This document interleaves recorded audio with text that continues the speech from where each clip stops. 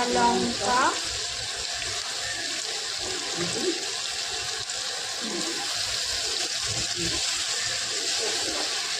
সর্ষে আর জিরে বাটা একসাথে দিয়ে দেওয়া হলো। এবার সবজির সাথে কষে নেওয়া হচ্ছে। গন্ধটা বেশ সুন্দর বেরোচ্ছে। নিলাম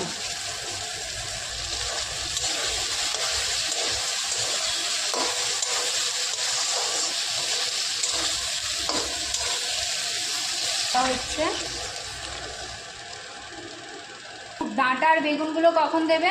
বেগুন ডাঁটা একটুখানি ফুটে উঠলেই দেবো। জল গরম হয়ে গেছে, ডাঁটা আর বেগুন দিয়ে দিচ্ছি।